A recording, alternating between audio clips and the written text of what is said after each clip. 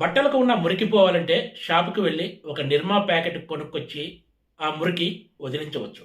కానీ వేల కోట్ల రూపాయల అవినీతి మురికి వదలాలంటే మాత్రం కేంద్రంలో అధికారంలో ఉన్న బీజేపీ దగ్గర ఉన్న నిర్మా ప్యాకెట్స్ మాత్రమే కావాలంటూ సీఎంగా ఉన్న రోజుల్లో కేసీఆర్ మీడియా సాక్షిగా వీడియోలు ప్రదర్శించి మరీ చూపించారు. విచిత్రం ఏమిటంటే ఇప్పుడు అదే బీజేపీ దగ్గర ఉన్న ప్రత్యేక నిర్మా ప్యాకెట్ల కోసం బీఆర్ఎస్ ప్రయత్నం చేస్తున్నట్లు విశ్వసనీయ వర్గాలు వెల్లడించాయి. బీఆర్ఎస్కు ఈ స్పెషల్ నిర్మా ప్యాకెట్ ఇప్పించేందుకు పక్క రాష్ట్రానికి చెందిన ముఖ్యమంత్రి రంగంలోకి దిగారని, కొద్ది రోజుల క్రితం ఆయన జరిపిన ఢిల్లీ పర్యటనలో తన సొంత అవసరాలతో పాటు ఇది కూడా ఒక స్పెషల్ ఎజెండాగా పెట్టుకున్నారని దీంతో సంబంధం ఉన్న వర్గాలు వెల్లడించాయి.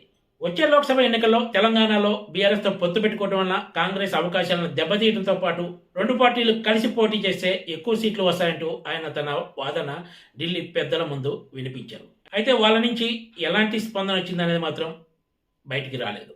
ఇప్పటికే బీఆర్ఎస్ కాళేశ్వరం స్కామ్తో పాటు గొర్రెల స్కామ్, హెచ్ఎండిఏలో సాగిన భారీ అవినీతి నుంచి సేఫ్గా బయటకు రావాలంటే ఢిల్లీ నిర్మా ప్యాకెట్ తప్ప మరో మార్గం లేదనే భావనలో బీఆర్ఎస్ కీలక నేతలు ఉన్నట్లు చెప్తున్నారు.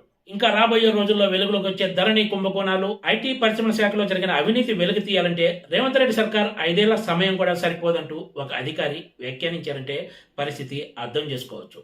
అసెంబ్లీ ఎన్నికల్లో బీఆర్ఎస్ ఓటమి తర్వాత రాష్ట్రంలోని పలు జిల్లాలతో పాటు కీలక నేతలు కూడా అధికార పార్టీ వైపు చూస్తున్నారు. ఈ లోక్సభ ఎన్నికల్లో బీఆర్ఎస్ 1 లేదా 2 సీట్ల కంటే ఎక్కువ సాధించే అవకాశం లేదనే అంచనాలు వెలువడుతున్నాయి. ఇదే జరిగితే పార్టీ పరిస్థితి మరింత ఇబ్బందికరంగా మారే అవకాశం ఉందనే భయం బీఆర్ఎస్ నేతల్లో వ్యక్తమవుతోంది.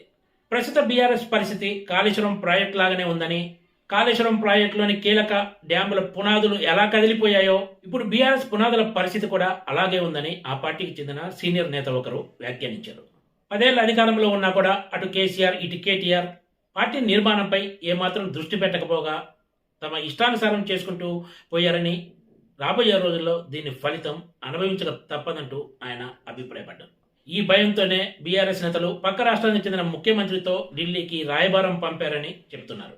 ప్రస్తుత వాతావరణం, తెలంగాణ బీజేపీ నేతల అటాక్ చూస్తుంటే మాత్రం ఈ రాయబారం పెద్దగా వర్కౌట్ అయినట్లు లేదనే అభిప్రాయం వ్యక్తమవుతోంది. ఈ స్కాముల గండం నుంచి గట్టెక్కేందుకు అందుబాటులో ఉన్న ఏ ఒక్క అవకాశాన్ని కూడా బీఆర్ఎస్ కీలక నేతలు వదలటం లేదు.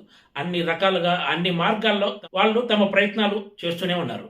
మరి ఇవి ఎంతవరకు ఫలిస్తాయో వేచి చూడాల్సిందే. మరోవైపు బీఆర్ఎస్ నేతలు తాము బీజేపీతో పొత్తు కోసం ఎలాంటి ప్రయత్నం లేదని అధికారికంగా చెప్తున్నా కూడా తెర వెనుక మాత్రం జరిగే వ్యవహారాలు వేరే ఉన్నాయని ఆ పార్టీ నాయకులు కూడా కొంతమంది అంగీకరిస్తున్నారు. Please subscribe TGTV.